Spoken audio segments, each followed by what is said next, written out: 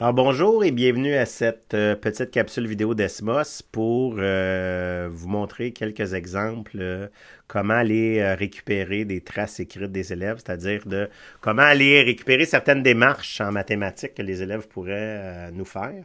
Alors différentes petites idées pour vous permettre des façons différentes d'aller chercher une démarche de l'élève. Alors la première façon, donc, vous remarquez que je suis ici dans l'outil de création d'activités.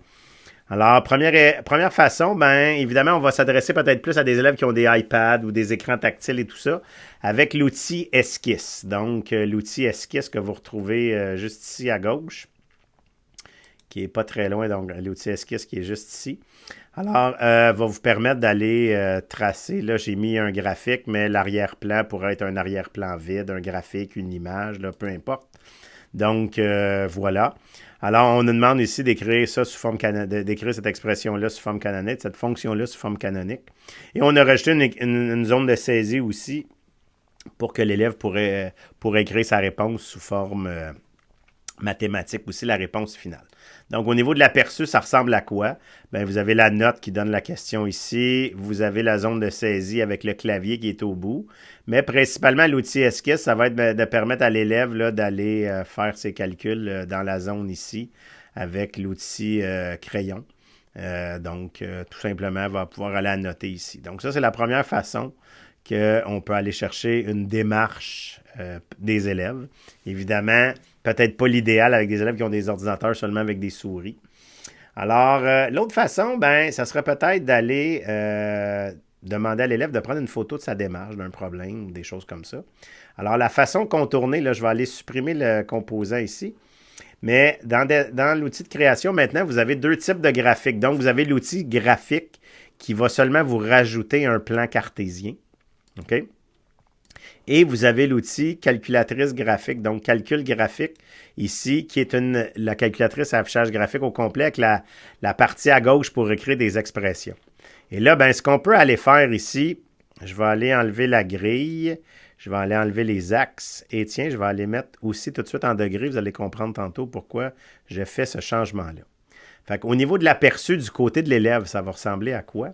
Ben, ici, on va avoir la calculatrice avec le fond vide, mais ici, le petit plus, ben, l'élève peut aller ajouter une image.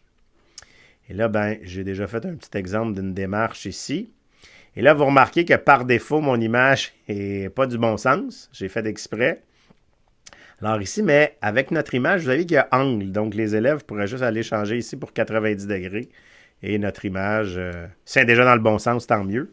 Mais si elle n'est pas dans le bon sens, ben à ce moment-là, les élèves pourraient jouer avec les angles pour nous mettre dans l'angle de leur choix, donc pour nous mettre notre démarche à ce niveau-là.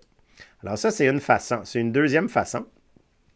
Troisième façon qui est, avant de faire une méthode formelle, la démarche au complet aussi, peut être utile d'utiliser ce qu'on appelle l'outil de liste ordonnée. Hein. Souvent, on va aller ordonner, par exemple, on va demander aux élèves de placer en ordre croissant des nombres ou quelque chose comme ça. Mais avec la liste ordonnée, on pourrait dire, ben, c'est les étapes d'une démarche, mais on a dit replace-les dans l'ordre. Par exemple, la question ici, c'est, on a mis une note qui donne la question, placer les éléments dans le bon ordre afin de résoudre l'équation 2x plus 1 égale, plus 4x égale 3. Évidemment, ben, je peux aller replacer dans l'ordre les étapes de la démarche pour arriver à quelque chose de... Et les élèves n'ont pas besoin d'écrire, évidemment. Nous, on a déjà écrit les étapes. Et là, ben, vous remarquez aussi, j'attire votre attention que là, normalement, l'ordre est le bon.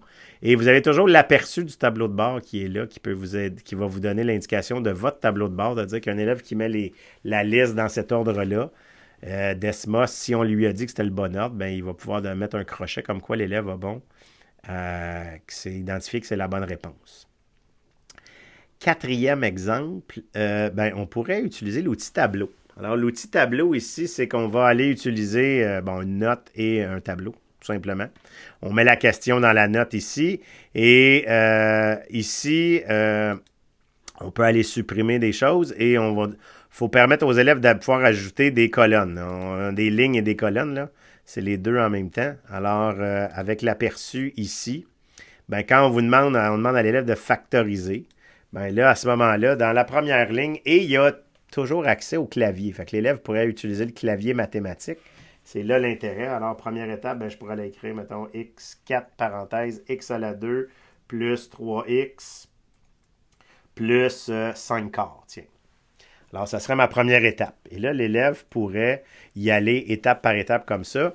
Moi, comme je voulais pas, pour les besoins de la petite capsule, je voulais pas tout taper. Alors, je vous montre le résultat final, mais tu sais, en fait, l'élève va aller entrer chaque étape, une après l'autre. Donc, ici, là, je fais juste copier-coller.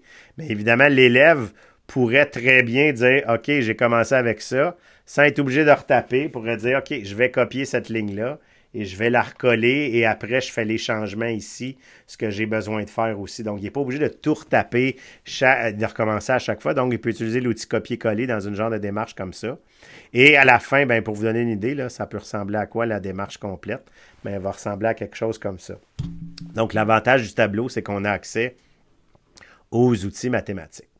Alors, c'était un petit aperçu rapide de différentes traces qu'on peut aller, des traces pour les démarches de problèmes qu'on pourrait demander aux élèves.